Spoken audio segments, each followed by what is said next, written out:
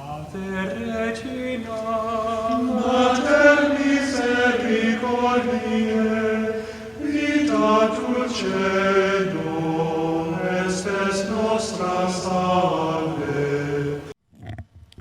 Alleluia, alleluia. In the past, God spoke to our ancestors through the prophets. In these days, he has spoken to us through the Son. Alleluia, alleluia. The Lord be with you. A reading from the Holy Gospel according to St. John.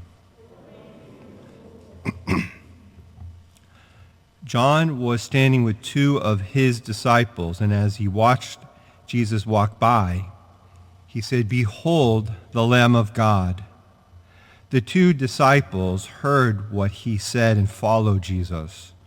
Jesus turned and saw them following him and said to them, "What are you looking for?" They said to him, "Rabbi," which translated means teacher, "where are you staying?" He said to them, "Come and you will see." So they went and saw where he was staying, and they stayed with him that day. It was about 4 p.m. Andrew, the brother of Simon Peter, was one of the two who heard John and followed Jesus. He first found his own brother, Simon, and told him, "We have found the Messiah," which is translated Christ. Then he brought him to Jesus. Jesus looked at him and said, "You are Simon, the son of John. You will be called Cephas," which is translated Peter. The Gospel of the Lord.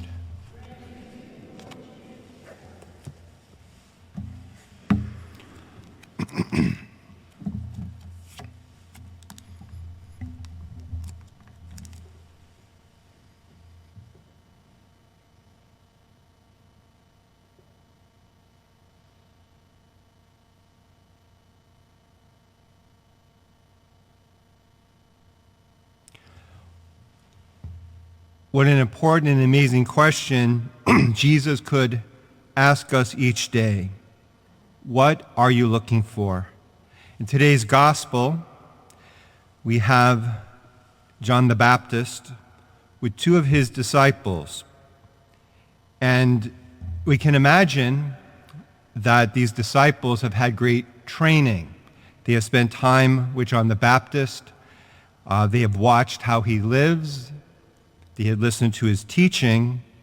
And so when he points to Jesus walking by, "Behold the Lamb of God," that beautiful verse that we experience every single Mass, we hear every Mass, "Behold the Lamb of God."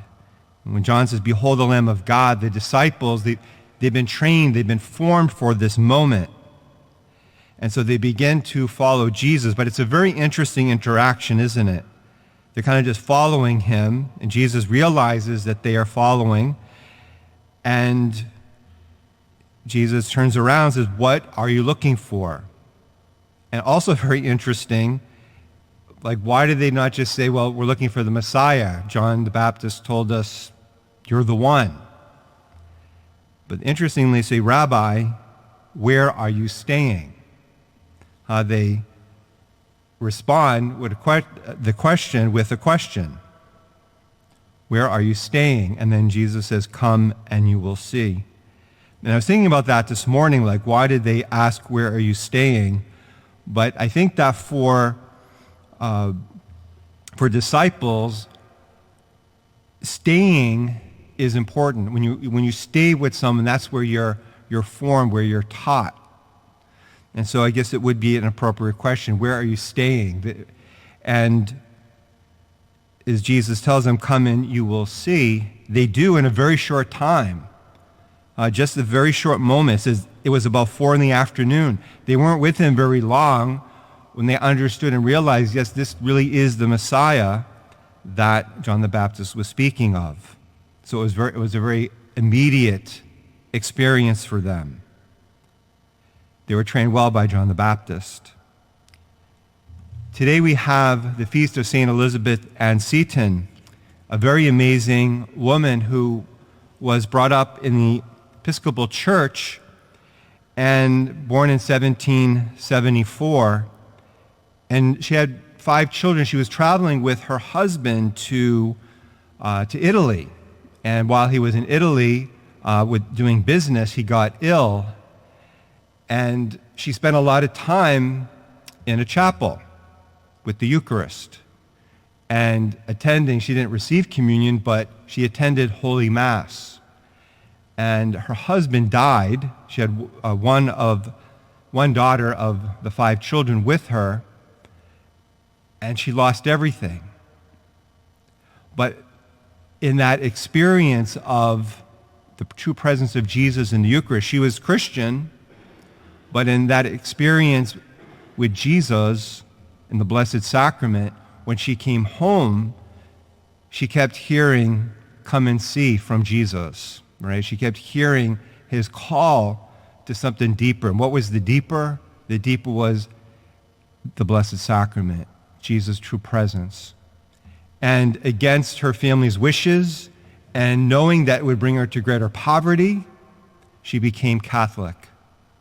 She tried to form a school in New York, which was not very successful, but her reputation for holiness was there, and the Archbishop of Baltimore called her down to begin a school, and not only a school, she began a religious order. And that brought her to Emmitsburg, where this mother of biological children also became a spiritual mother. But everything that she did, and against great odds in so many ways, was hearing Jesus. What are you looking for? Come and you will see. She was attentive to that. And even if she didn't know how it was going to work out, she had the courage. Imagine in the early 1800s, your husband died, your finances are low, you have 5 children to take care of, and she takes this leap of faith to go deeper, that Jesus had more for her. Jesus asked us always the same question. What are you looking for? It's an appropriate question for ourselves. May we have the faith like the disciples, like St. Elizabeth Seton. May we have that same faith to come and see what Jesus has in store for us.